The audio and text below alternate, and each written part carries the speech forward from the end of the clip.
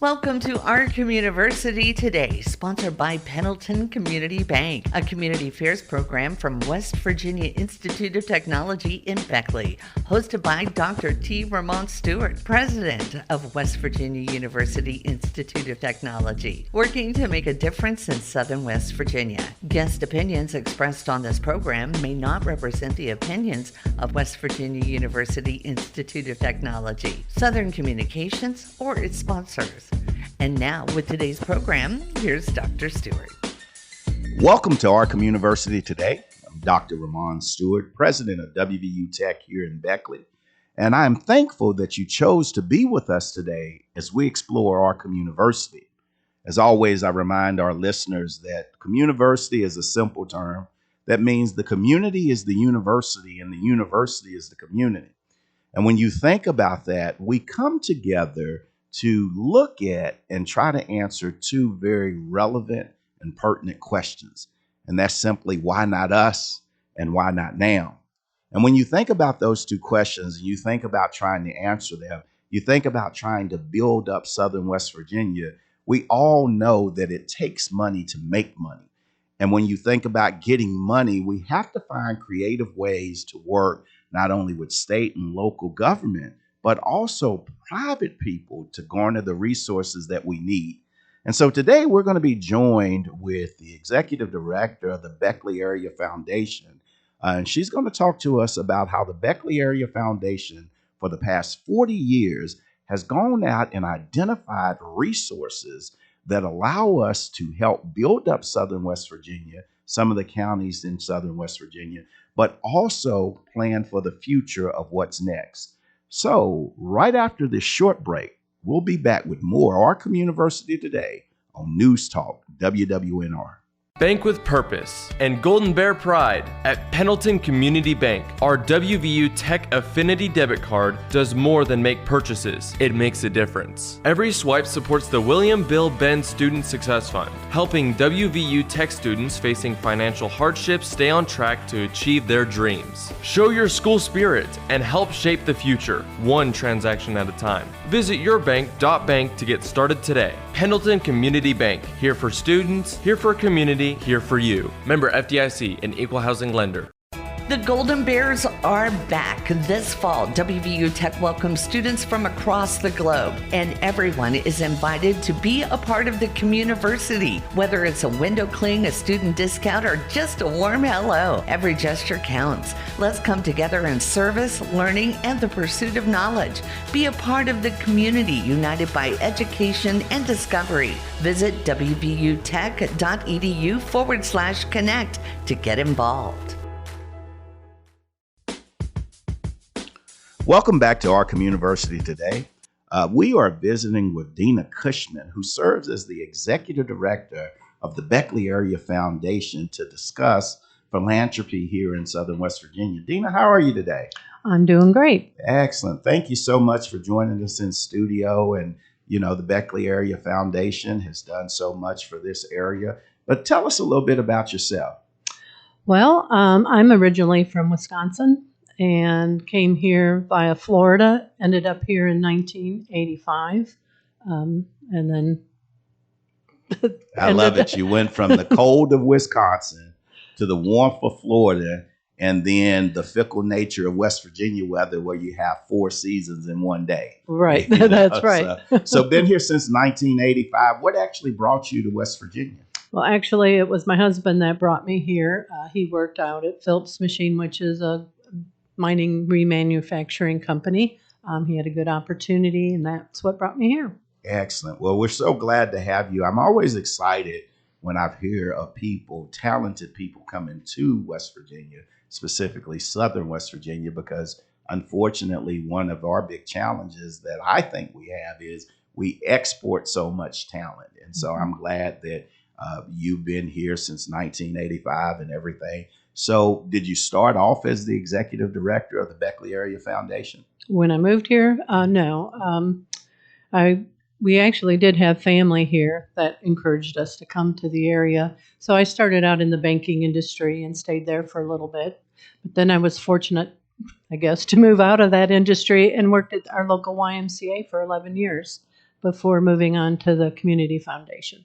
Yeah, so it seems interesting. Your journey has been one of making connections, networking, and building net worth and different things from the banking industry to the YMCA. And we recently had the chief operating officer from the YMCA on, and he was talking about the many good things that has gone on. And so with your 11 years of experience, you probably got a chance to meet a lot of community members. Yes, I sure did. There was a lot of community outreach, not just through their fundraising efforts, but also through their basketball programs, swimming programs, fitness. Met a lot of people coming in that building. So not only does it sound like you enjoy networking, but it sounds like you have a servant heart. What led you to develop that heart for service?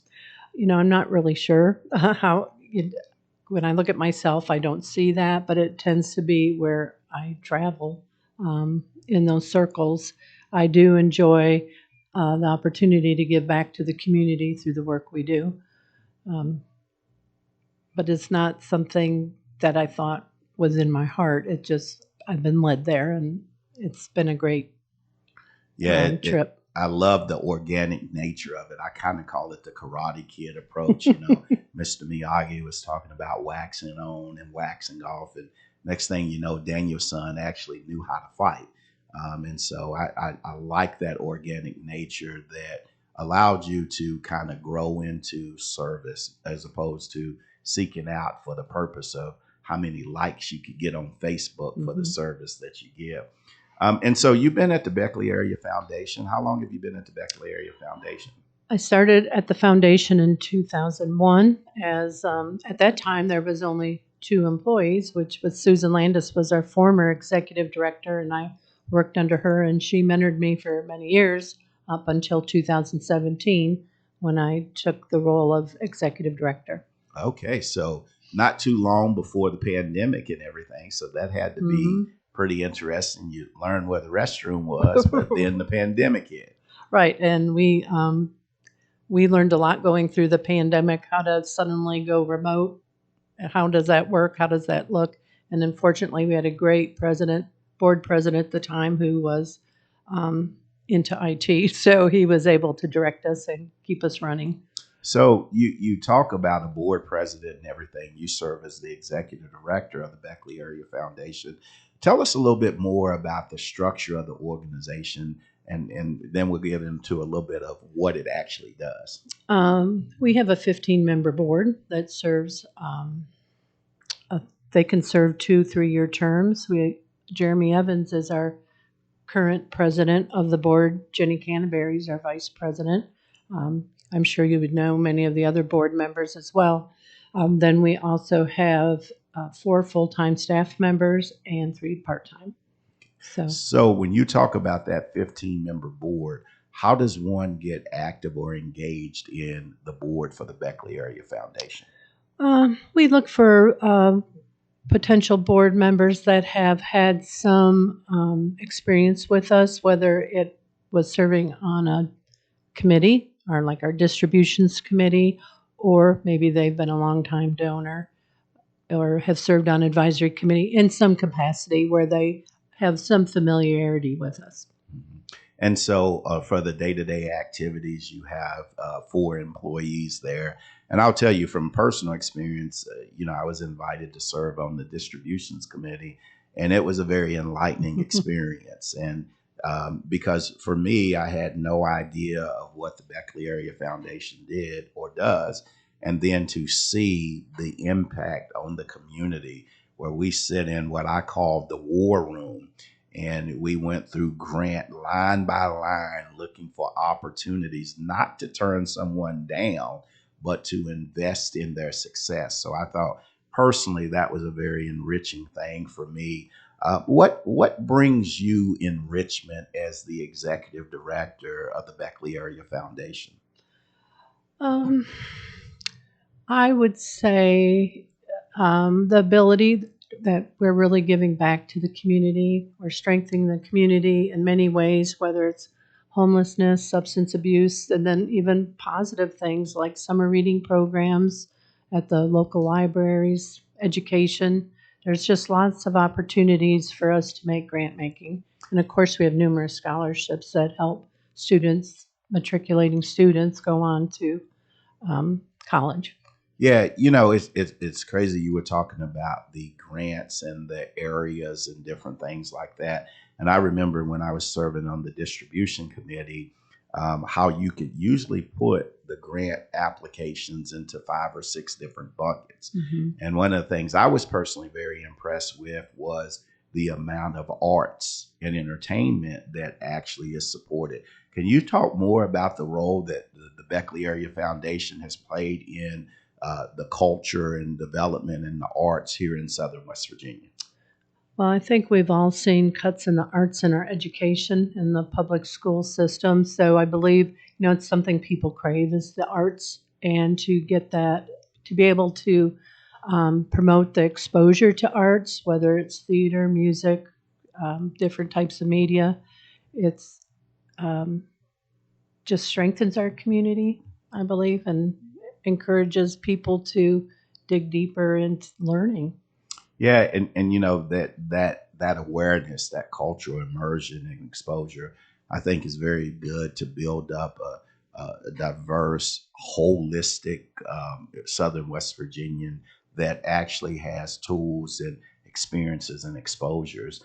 And the other thing that I notice as a huge category, and I think, a generation of Southern West Virginians may have been wiped out because of the drug and opioid epidemic. You look at Southern West Virginia being ground zero for that epidemic. And so one of the themes that I observed was also the amount of money that was requested for homelessness and the amount of money that was requested to fight drug and opioid. So tell us more about that. It's a strong need in Southern West Virginia. The program, where you volunteered in our distributions committee program, serves Raleigh County, and we have Brian Safe House that does wonderful work in our community, helping their clients break the addiction cycle. But there's still so much more need out there, and I don't know that we have enough resources to help all the people that we need to help. And you talk about those resources, and I don't remember any specific grants that we recommended. The committee I sat on made recommendations for others, and I was proud of every one of those recommendations. But we recommended a sizable amount of money. Was it, if I'm not mistaken, it was almost $400,000? It was maybe just under that, but yes. Then that's just through the community grant program that we benefit all those organizations that play a big role in our community.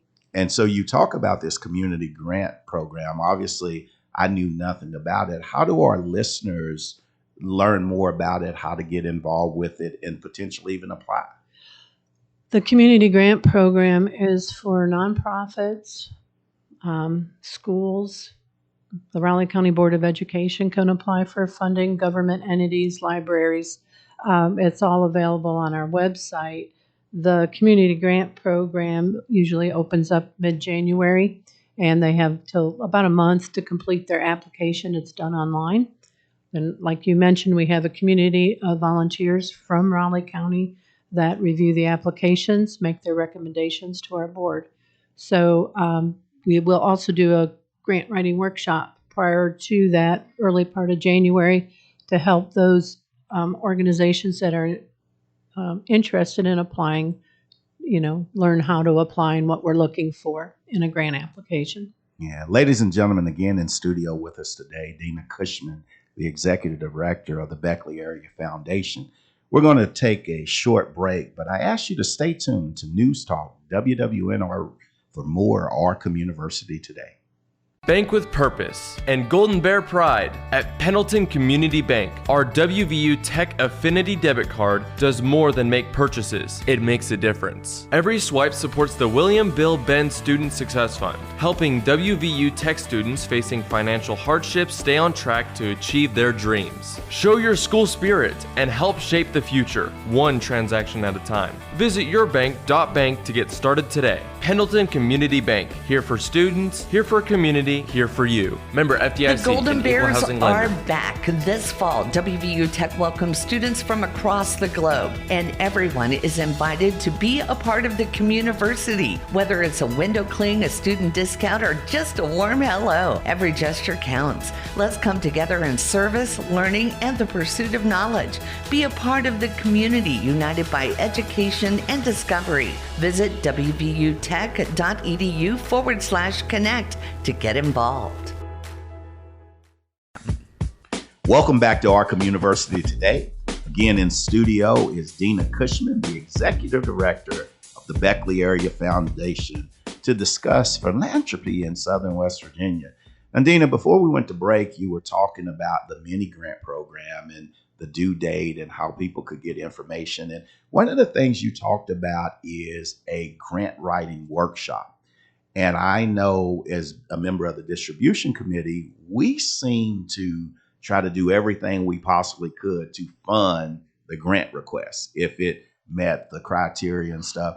But some people may actually be intimidated to write a grant and whether or not they'll be successful.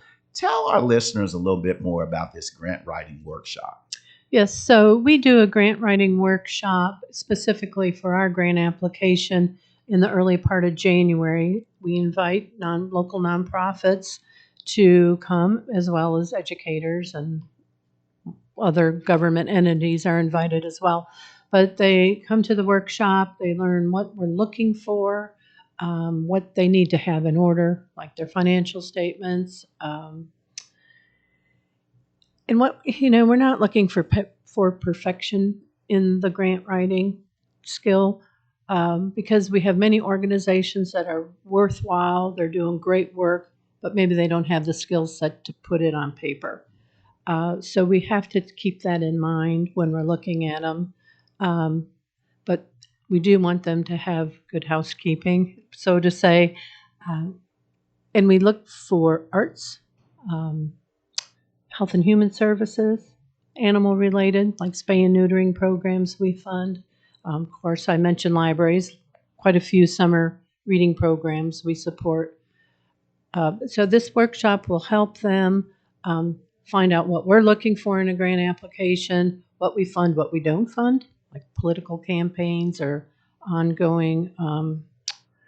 I think salaries were salaries were one. And everything. Sometimes transportation costs. And I love it because from my experience, we were putting money where the money needed to be, not in building up things that already were. And I'll tell you, just personally for our listeners, I had two experiences there. One I saw come to life myself, but one of the applicants was building dentures and stuff for people in Southern West Virginia. And if I recall correctly, that applicant applies annually or has applied multiple times in the past. What is that like in terms of seeing that need repeatedly, but also being able to fill it? It's unfortunate the need is there, but it is great opportunity to fulfill that, because they do submit final reports to us, and we can see the difference that those smiles make in the lives of their patients that they serve. It's a great organization, and historically they used to apply for diabetic supplies, and then over the years it became the dentures, and it's made a difference in a lot of people's lives. Yeah, you talk about difference in the smiles, and my other experience, obviously you could tell who the grant applicants were and different things like that. And, we had one situation where, to your point, this was their first time with a grant. They have a servant's heart. They're trying to change the world, but their application wasn't the neatest. And, we were able to work with them and give them the resources that they asked for. And I was at one of the street fairs here in the city of Beckley, and the next to the last booth, they offered me a bottle of water. And I looked closely at the booth and I realized I knew that name of the organization. And then I realized when the lady introduced herself, I knew who she was because she wrote that grant. And I said, hey, you're doing good work, and I see that the community, the Beckley Area Foundation, has gotten behind you. And she gave me the biggest hug. So much so, my daughter was with me, and she said, "Daddy, why is that lady hugging you?" And I said, "Baby, I don't understand, but she's doing good work." And so I think that's a great example, because if we're looking, it wasn't every I dotted, every T crossed, but we worked with them to be able to get them where they needed to be. But more importantly, for them to put the smiles on people's faces through their outreach. And so with that, again, as a member of the distribution committee, I had fun making it rain. I was like, and you get $1, and you get $1, and everybody get $1.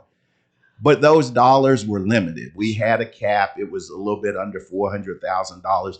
How do you go about getting the resources that can be utilized to facilitate the activities that bring forward these smiles, because change and differences have been made? We were very fortunate that the groundwork has been laid since we started back in 1985.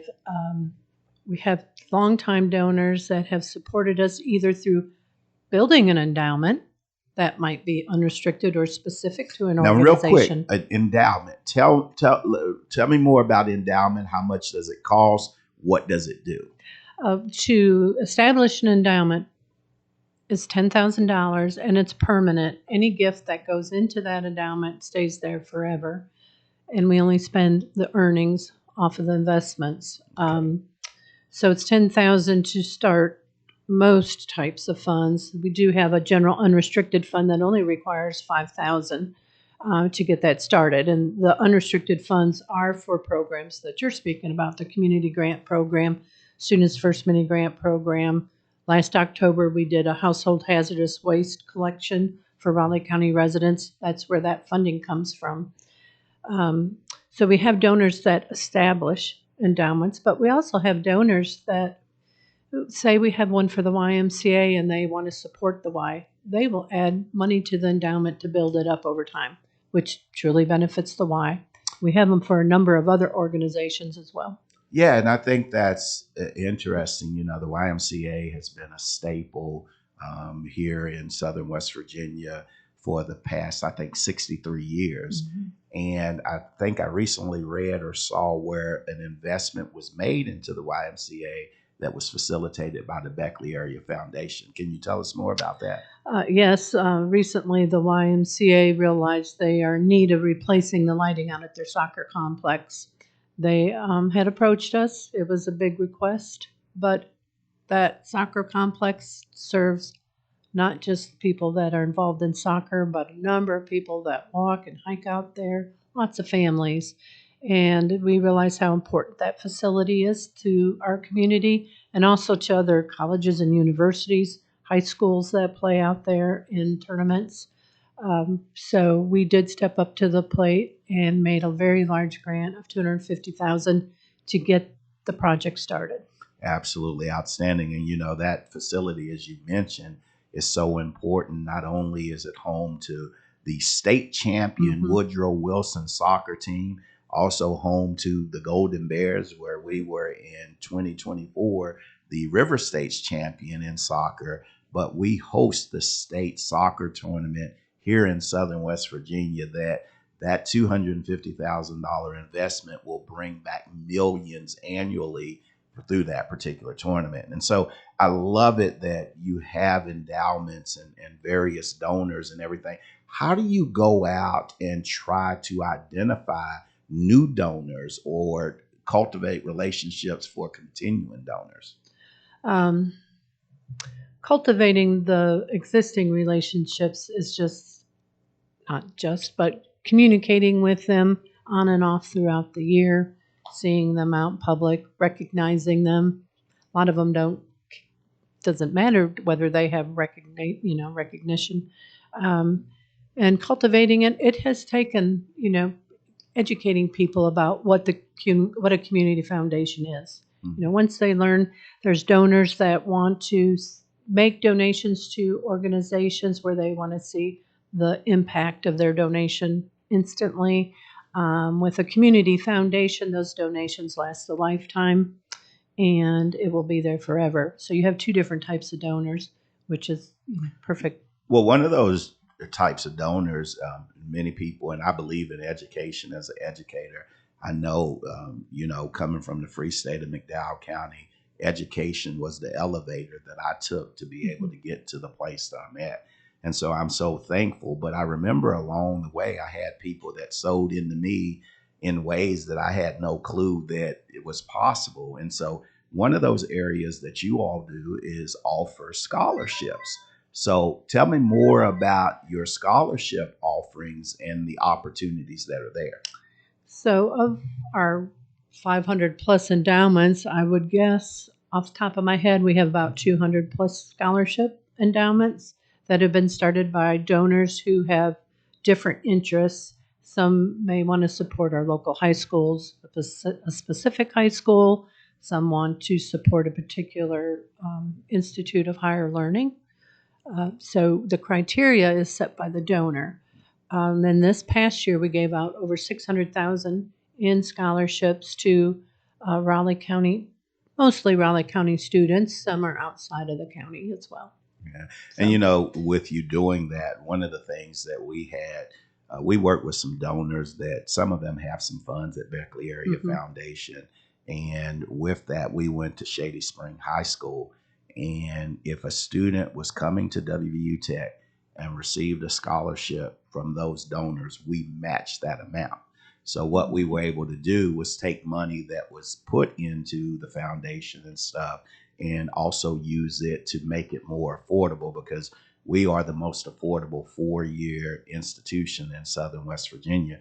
But ladies and gentlemen, we're here in studio again with Dena Cushman, the executive director of the Beckley Area Foundation. We're going to take a short break, so I ask that you stick with News Talk WWNR as we close this edition of our Communiversity Today. Bank with purpose and Golden Bear pride. At Pendleton Community Bank, our WVU Tech Affinity debit card does more than make purchases. It makes a difference. Every swipe supports the William Bill Benn Student Success Fund, helping WVU Tech students facing financial hardships stay on track to achieve their dreams. Show your school spirit and help shape the future, one transaction at a time. Visit yourbank.bank to get started today. Pendleton Community Bank, here for students, here for community, here for you. Member FDIC, an equal housing lender. The Golden Bears are back this fall. WVU Tech welcomes students from across the globe, and everyone is invited to be a part of the Communiversity. Whether it's a window cling, a student discount, or just a warm hello, every gesture counts. Let's come together in service, learning, and the pursuit of knowledge. Be a part of the community united by education and discovery. Visit wvutech.edu/connect to get involved. Welcome back to our Communiversity Today. Again, I want to thank Dena Cushman, Executive Director of the Beckley Area Foundation, for more than 40 years of service to Southern West Virginia, serving 5 counties in Southern West Virginia, not only Raleigh County, but my beloved free state of McDowell County, Webster County, and a couple more too. But I think, what the Beckley Area Foundation has done, it started with $1 million in 1985, and to know that the corpus of this foundation has grown to $80 million 40 years later is a testament not only to the tenacity of people like Dena Cushman and the board of directors for the Beckley Area Foundation, but also a testament to the fact that people in Southern West Virginia are generous. So, ladies and gentlemen, I ask that we continue to support the Beckley Area Foundation because they support us. And to learn more about it, I ask that you visit wwnrradio.com for additional information about the Beckley Area Foundation and how you can help build our Communiversity today for a brighter Southern West Virginia tomorrow. You've been listening to Our Communiversity Today, sponsored by Pendleton Community Bank, a production of West Virginia University Institute of Technology and Communiversity partner, Southern Communications in Beckley. For more on this program and contact information, visit our website at wwnrradio.com.